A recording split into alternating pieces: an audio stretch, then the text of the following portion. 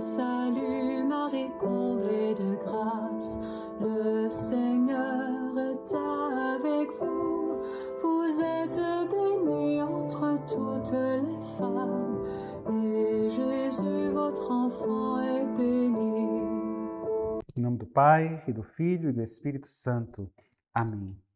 Vinde, Espírito Santo, enchei os corações dos vossos fiéis e acendei neles o fogo do vosso amor. Enviai, Senhor, o vosso Espírito, e tudo será criado, e renovareis a face da terra. Oremos. Ó Deus, que instruíste os corações dos vossos fiéis com a luz do Espírito Santo, fazei que apreciemos retamente todas as coisas segundo o mesmo Espírito e gozemos sempre de sua consolação. Por Cristo, Senhor nosso. Amém. Nossa Senhora, sede da sabedoria, rogai por nós. Em nome do Pai, do Filho e do Espírito Santo. Amém.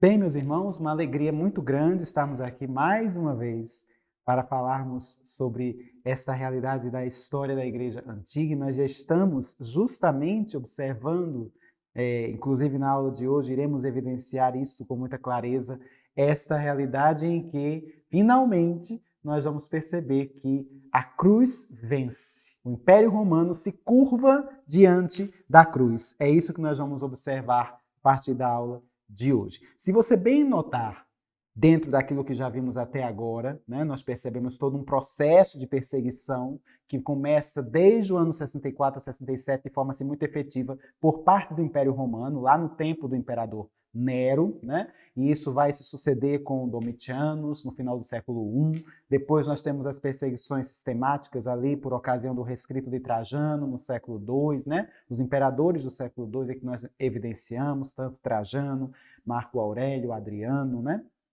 Antonino Pio, lá no século II, depois a dinastia dos Severos, Septímio Severo, Caracalla, Heliogábalo, Alexandre Severo, né? Nós podemos perceber, Maximino Trácio, tantos outros que nós observamos aí dentro desse contexto de perseguições aí no século II. Observamos ainda a terrível perseguição de Décio e depois de Valeriano, né? O período de paz de Galiano e a tentativa de voltar à perseguição por meio de Aureliano, mas nós vamos notar a terrível e grande perseguição de Diocleciano, que já está findando aqui por volta do ano 311. Né? Apesar de Diocleciano já não estar mais ativo a esse nível, mas a perseguição continua tendo esse caráter de ser atribuída a ele, porque foi dentro da tetrarquia que ele constituíra, né? E até então nós observávamos que esta tetrarquia, inicialmente ocupada por Diocleciano e por Maximiano, e com os seus Césares, né? Galério e Constâncio Cloro, nós percebemos que todo esse processo vai gerar uma reviravolta. Vamos observar uma crise que vai culminar com o esfacelamento desta tetrarquia, em que nós vamos observar que, com a renúncia de Diocleciano, e ele obriga também o seu outro Augusto do Ocidente, Maximiano, a renunciar, nós vamos notar que os Césares ascendem no poder, e nós vamos evidenciar agora que Galério e Constâncio Cloro passam a ser os Augustos, né? Galério vai designar um outro para ser César no seu lugar, e aí entra em cena Maximino Daia, e nós vamos notar também que antes que Constâncio Cloro pudesse designar um César, ele morre, né? Diante desta realidade e condição, assumindo o trono ali Constantino. No entanto, se você bem recorda, Maximiano, que foi aquele que foi obrigado a renunciar a mando de Diocleciano, ele não se contentou em sair do trono. E o seu filho, Maxêncio, e peço que você preste bem atenção quanto a isso, o seu filho, o filho de Maximiano, Maxêncio, ele vai querer reivindicar o trono no lugar do seu pai, né? E aí vai haver um duelo entre Maxêncio, filho de Maximiano, e Constantino, que é o filho de Constâncio Cloro, que morreu, né, dentro desse processo. E diante disso, esta batalha entre Constantino e Maxêncio é que vai ser justamente o foco da nossa aula, justamente tendo em vista que ela acaba gerando algumas consequências benéficas para o cristianismo a partir desta batalha. Vamos observar dentro desse processo que, diante disso, tanto Constantino reivindica o trono do Ocidente, quanto o próprio Maxêncio. Maxêncio se declara mesmo imperador, à força, daquela porção ocidental do Império Romano. Para Constantino, então, a única saída para resolver essa questão é justamente a batalha. E aí nós vamos perceber que a batalha, a terrível batalha de Monte Milvio, vamos dizer, da Ponte Milvia, né? Melhor dizendo, está para acontecer em meados de outubro do ano 312.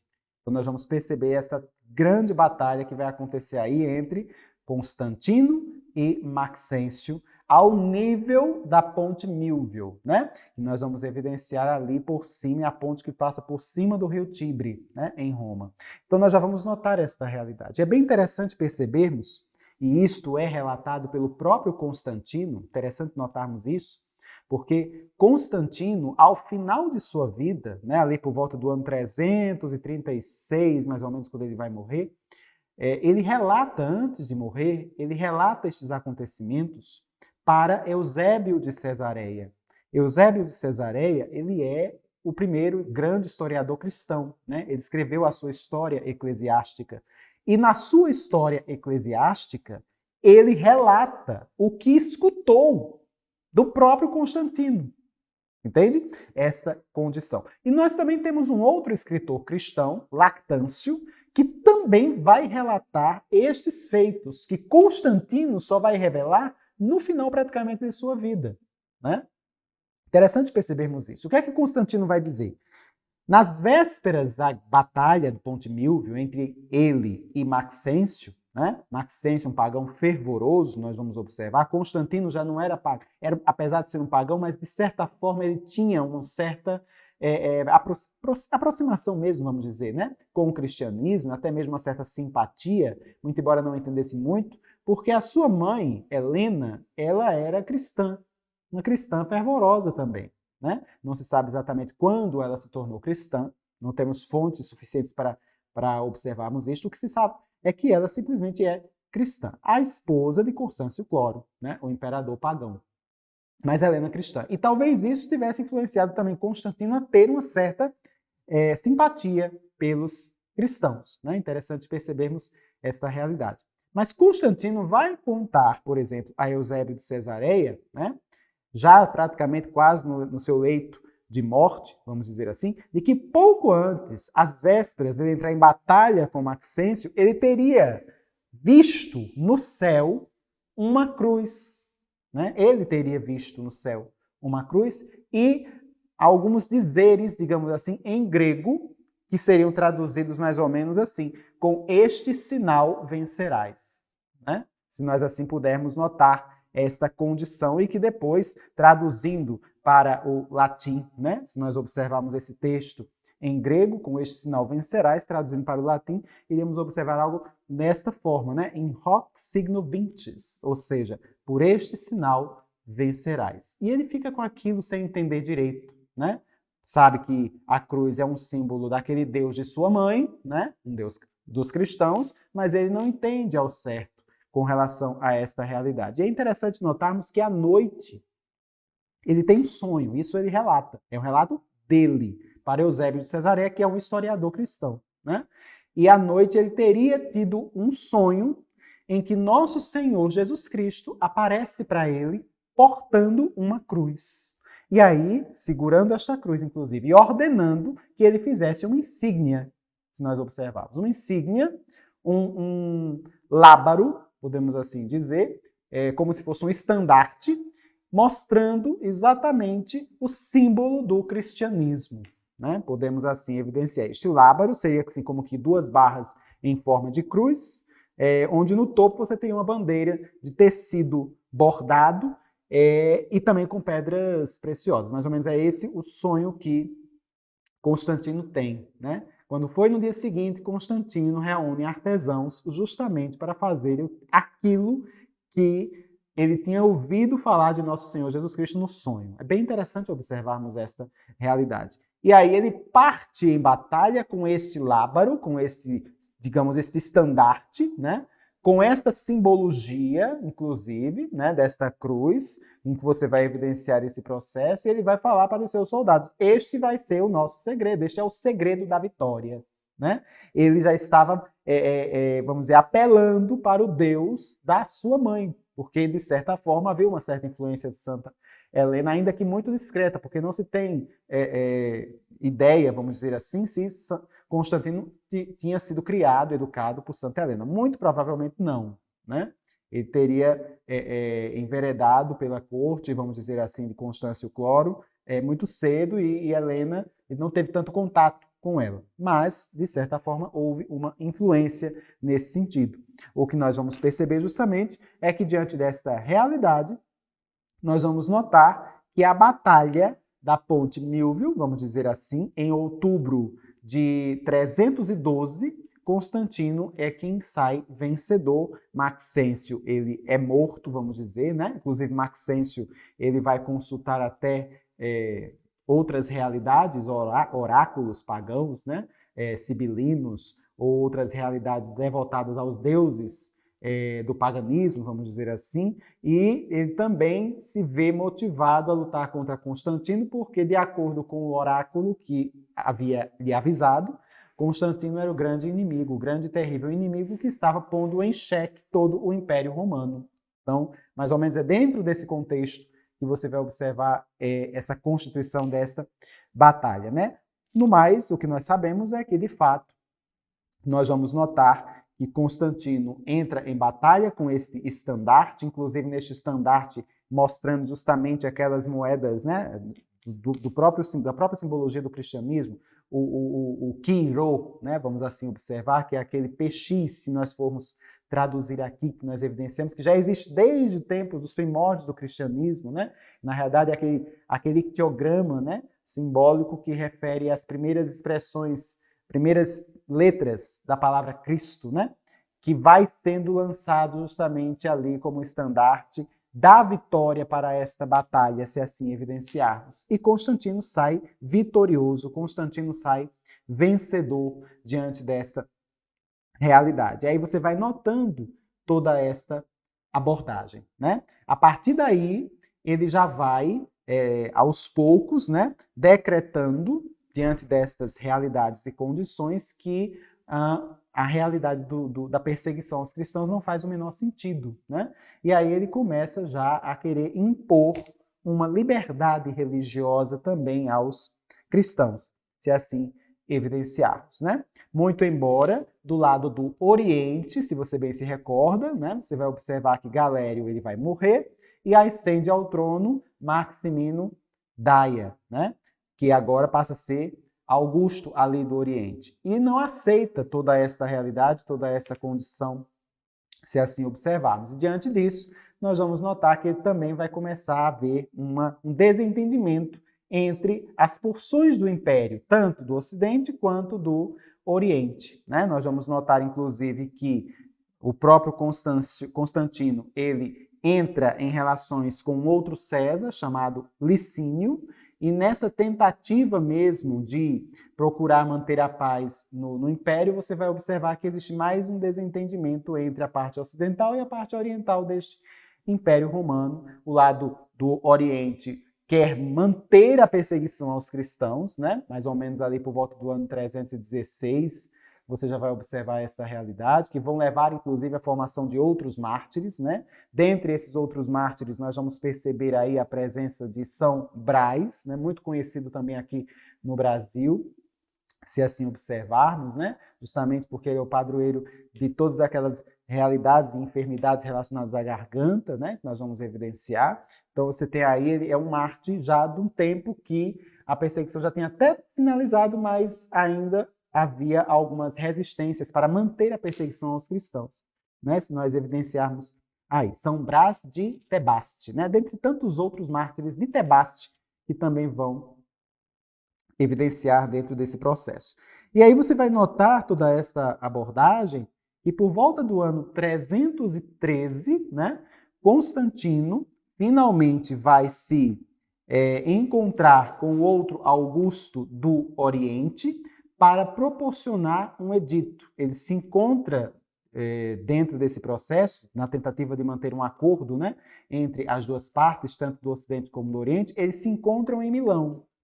E aí promulga-se um edito, ou um édito, né? o chamado Édito de Milão, se assim observarmos, que vai gerar justamente uma tentativa mesmo de conciliação das duas partes do império para que a perseguição ela realmente possa ser cessada, né? E aí os dois imperadores, né, vamos dizer assim, a constituição de Licínio, que finalmente vence Maximino Daia, e Constantino, eles assinam um edito, o chamado e o famoso Edito de Milão, em 313, que marca, inclusive, o fim da perseguição dos cristãos, né, a perseguição aos cristãos por parte do Império Romano. É bem interessante observarmos essa realidade, né? E aí, como eu disse, vai haver justamente esse desentendimento entre as duas partes mais adiante, né, entre Licínio e a constituição do Império do Oriente e do Império do Ocidente, que acaba levando a novas perseguições mais isoladas. No entanto, isso vai arrefecendo, isso vai cedendo, podemos assim observar. E diante desta realidade e condição, nós vamos notar, até dentro desse processo, que Constantino gradativamente, até mesmo por ocasião do seu casamento com Fausta, né, que é filha também do imperador do Oriente, nós vamos notar que ela, por ocasião do seu falecimento também, né, nós vamos perceber toda essa constituição, e dentro desse processo você vai notar a formação e a doação, né, de algumas igrejas que nós evidenciamos. Fausta mesmo, ela tinha um palácio, né, num bairro de Roma chamado Palácio de Latrão. E aí, depois da sua morte, esse palácio vai ficar justamente por conta de Constantino. Constantino faz a doação deste palácio de Latrão para o então Papa da época, né, que era o Papa Milcíades, né, ou Melquíades, o Papa contemporâneo do Edito de Milão, se nós observarmos. Melquíades ou Milcíades, dependendo da tradução, pontificou de 311 a 314. Né? Então, ali, mais ou menos nessa época, é doado o famoso Palácio de Latrão para o Papa, né? Que se constitui ali numa basílica, a Basílica de São João de Latrão, que é justamente o bairro de Roma, né? Esse bairro do Latrão, em Roma. Então, até hoje se celebra na liturgia, né? Essa dedicação da Basílica de Latrão. Se nós assim observarmos, essa foi uma doação do imperador Constantino para o Papa e esta realidade passou a se constituir como a catedral do Papa, né? Podemos assim observar, um presente do imperador para o Santo Padre. Nós vamos observar que depois de Melquíades ou Milcíades, um outro Papa assume, que é o Papa Silvestre I, né? Vai de 314 até 335, podemos observar, um Papa relativamente idoso, se nós observarmos, né? E nós vamos perceber que nesse contexto, além da própria Basílica de Latrão, nós vamos perceber que Constantino manda construir no lugar onde São Pedro fora enterrado, fora sepultado, manda construir a Basílica de São Pedro, que nós evidenciarmos, né, nesse processo. E é bem interessante notarmos até mesmo esta realidade, porque por muito tempo ao longo da história isso foi, de certa forma, esquecido, mas é bem interessante relembrarmos, né? No século XX mesmo, por volta da década de 40, fazendo aqui um parêntese a essa realidade, o Papa Pio XII, ele, na tentativa de ordenar que se construísse um mausoléu para ele, né, vamos dizer assim, na parte de baixo da Basílica de São Pedro, então vai-se construir este mausoléu, este lugar onde ele iria depois ser sepultado, quando ele morresse, obviamente, né? Mas nas escavações, na parte do subsolo ali da Basílica de São Pedro, que se encontrou, né? Percebeu-se ali, dentro desse contexto, um cemitério, né? Dentro dessas escavações, encontraram um cemitério pagão ali, por baixo da Basílica de São Pedro. E no meio de tantas ossadas desse cemitério pagão, se percebeu um túmulo cristão, por conta de uma cruz, né? Que se evidenciava ali naquela condição, e nesta cruz mostrava uma insígnia. Petros N, significa Pedro está aqui. Né? Depois vêm os chamados arqueólogos, toda essa constituição para estudar, né, as ossadas, aquele processo todo de identificação. Percebeu-se que essa ossada era muito provavelmente indícios de que, de fato, fortes evidências de que pode ter sido, de fato, do apóstolo Pedro, né? Até mesmo pelo tipo de formação, de formato do crânio, né? De um homem palestino. Então, nós vamos notando que as evidências de que realmente esta ossada, que foi encontrada na década de 40, são do apóstolo Pedro, é muito forte, né? E aí nós vamos perceber que Constantino tinha realmente uma razão muito forte, um motivo muito evidente para construir uma basílica justamente no lugar onde ele construiu, em cima de um cemitério, um terreno meio que acidentado, tendo outros terrenos ali mesmo do próprio Vaticano que fossem mais propícios à construção de uma basílica, né? E aí ele constrói a Basílica de São Pedro. Devo dizer que não é a basílica que nós temos hoje, né? Esta basílica que nós temos hoje, de realidade renascentista, ela foi construída no século XVI, a partir do século XVI, né?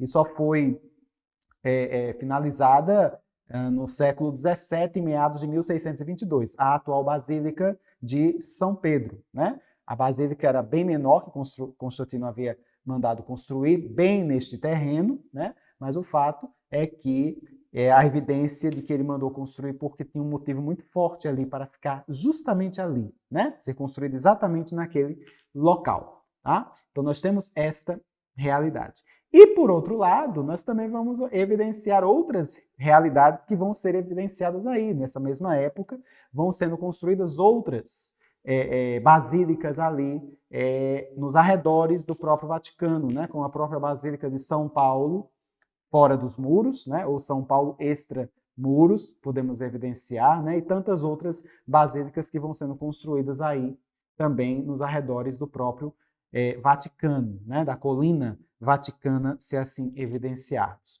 Paralelamente a toda esta realidade e a toda esta condição, nós vamos notar que Constantino, diante deste edito, que ele fez valer a todo custo, né? Nós vamos perceber que não somente ele proibiu agora a perseguição aos cristãos, declarando liberdade religiosa, não apenas para os cristãos, mas para todas as outras religiões que ali haviam, mas ele também proporcionou condições para que de fato acontecesse essa liberdade. Não adiantava ficar só no edito, era necessário proporcionar condições para que os cristãos efetivamente tivessem liberdade para prestar culto a Deus, né? Então ele também proporcionou esta condição, tanto que mais na frente nós vamos falar acerca destas realidades por ocasião do Concílio de Nicéia, que também tem a proteção de Constantino para que esse concílio acontecesse em Nicéia, na região onde hoje é a Turquia, né? Então você vai notar também esta abordagem, vamos ver isso mais para frente, nas próximas aulas, nós vamos notar esta realidade. E juntamente com isso, e aí o cristianismo ele vai de fato, agora sim florescendo nesse contexto, nós vamos perceber que a sua mãe, Helena, né, uma das primeiras a realizar peregrinação a Jerusalém, quem sabe até para expiação dos seus próprios pecados, porque ela também apresentava sentimentos assim de culpa muito evidentes, até por ocasião da morte da esposa de Constantino, Fausta, né? Ela tinha, de certa forma, um sentimento de culpa por não apoiar efetivamente aquele matrimônio, aquele casamento, enfim, mas o fato é que ela se sentiu, de certa forma, culpada nesse processo e vai até, a princípio, a Terra Santa, Jerusalém, em peregrinação, né? Até mesmo para, passando ali pelos lugares santos, pelos lugares sagrados, ela também poder se redimir nesse contexto. Só que tinha mais um outro motivo. Ela queria estar bem no lugar onde toda essa realidade da fé efetivamente começou, se assim observarmos, né? Até que ela de fato chega ao território onde antes era o Gólgota, que na época dela, o território já estava todo ocupado por casas, por bairros, por ruas, né? E nós podemos evidenciar toda essa abordagem. Diante disso, ela reúne uma série de pessoas, né, de arqueólogos, inclusive, para escavar toda essa abordagem, toda essa constituição do Gólgota naquela posição. Tinha, inclusive, o apoio do imperador Constantino, que aos poucos vai tendo sua consciência transformada, ela vai mudando a consciência de Constantino, ao longo da sua vida, dos próximos 20 anos, após o Edito de Milão, sua consciência vai sendo aos poucos transformada, até mesmo pela realidade do Evangelho. Ele chega a ser batizado ao final de sua vida, inclusive, né? Alguns historiadores vão dizer que ele não chegou a se converter, há dúvidas sobre isto, mas você pode notar que o seu comportamento vai mudando ao longo desses últimos 20 anos de vida que ele apresenta, né? Inclusive dando o aval até mesmo às pesquisas arqueológicas que iriam se suceder por ocasião da peregrinação de Santa Helena à Terra Santa. E é interessante observarmos esta realidade. O próprio Eusébio de Cesareia, na sua História Eclesiástica, também vai relatar acerca do que ela encontrara ali no Gólgota, quando vão começar a escavar aquele território, e, para surpresa, de fato, encontram a rocha onde, de fato, a cruz de Cristo foi erguida. Não apenas a cruz de Cristo, mas as outras duas cruzes dos outros dois ladrões, né? E aí vai se contar a história, o próprio Daniel Hopes mesmo vai falar sobre essa realidade e condição com relação a esta abordagem, né? Você vai perceber que a própria Santa Helena vai mostrando dentro desse contexto, vai apresentando a possibilidade até mesmo da construção da chamada Basílica do Santo Sepulcro, né? Nós também vamos evidenciar, foi até a pedido dela mesmo que foi começada a construção da Basílica do Santo Sepulcro. Você vai notando a beleza, a riqueza e detalhes que nós vamos percebendo ao longo da história e que fazem grande diferença na nossa vida quando nós começamos a perceber que nós também fazemos parte dessa história, né? Dentro deste processo. Você vai notar toda essa abordagem. O próprio Daniel Hopes mesmo vai dizer, quando ele recebe a notícia acerca justamente da cruz ou dos fragmentos da cruz de Cristo que haviam sido encontrados ali naquelas escavações e que depois ela vai, a própria Santa Helena, vai destinar. Uma parte desses fragmentos fica em Jerusalém, outra parte fica em Roma, outra parte vai para Constantinopla. A esta altura já tinha sido fundada a cidade de Constantinopla, então você vai observar justamente essa configuração. Depois você vai percebendo que esses fragmentos ainda vão se espalhando para diversas outras áreas e territórios ali do próprio Império Romano, dentro desse contexto, né? Você vai notar toda esta devoção que vai começar a se criar a partir desta realidade, desta condição. Constantino mesmo, ao receber a notícia, numa carta alvoroçada, ele diz, como diria aqui, Daniel Hopes vai transmitir justamente nesta carta: não há palavras com que possamos celebrar este milagre.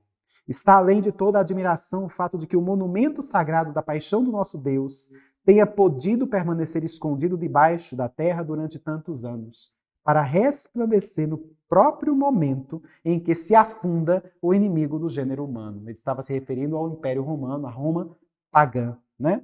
A razão desfalece, o divino ultrapassa o humano. E aí ele ordena imediatamente que se construísse, sem demora, um conjunto de monumentos dignos de tal maravilha e que nessa construção se utilizassem apenas os mais nobres materiais e os acessórios mais ricos, porque estávamos falando do Rei dos Reis, né? Então nós vamos notar toda esta constituição e abordagem dentro de todo este patamar. São as realidades que nós notamos aqui dentro desse processo, né? Da formação, desta devoção e daquilo que mais tarde iria ser realmente um centro, um grande centro de peregrinação, né? As pessoas em geral na Europa, toda a Europa, ela de tão devotada à Terra Santa, precisariam pelo menos, ao longo de sua vida, pelo menos uma vez na vida, peregrinar a Jerusalém, cidade santa do povo de Deus, justamente para proporcionar esta realidade, até mesmo como ganho de indulgências, né? Então você vai vendo que esta realidade de peregrinação vai sendo algo que vai começar a se suceder ao longo da história. Começamos em Jerusalém, depois para outros lugares santos, e aí mais adiante você vê as peregrinações que vão sendo atribuídas até a própria Roma, né? Quando você notar realmente que o catolicismo vai ter ali na Roma, na cidade de Roma, o seu centro, né? A Santa Sé, podemos assim dizer, fazendo valer aquilo que o Papa Leão XIII, no século XIX, vai falar acerca de Roma, né? De que Deus, na sua providência, tem preparado Roma desde sempre, desde sua fundação, desde o seu surgimento, até a constituição da formação da monarquia, da sua república, do seu império, até chegar à constituição de império, tornando ela centro do mundo para ali estabelecer a sua igreja. Então você vai notar justamente esta realidade, né? De fato, a igreja vai ter sede justamente na capital de um império que a perseguia.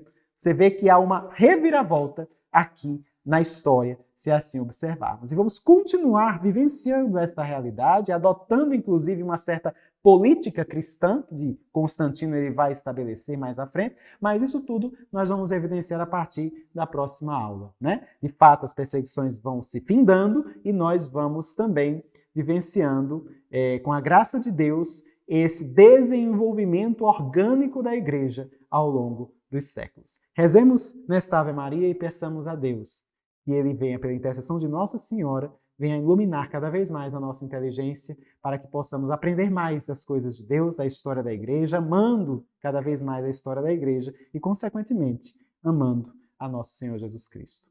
Ave Maria, cheia de graça, o Senhor é convosco. Bendita sois vós entre as mulheres e bendito é o fruto do vosso ventre, Jesus. Santa Maria, Mãe de Deus, rogai por nós, pecadores, agora e na hora de nossa morte. Amém. Nossa Senhora, sede da sabedoria, rogai por nós. Em nome do Pai, e do Filho e do Espírito Santo. Amém. Sainte Marie, Mère de Dieu,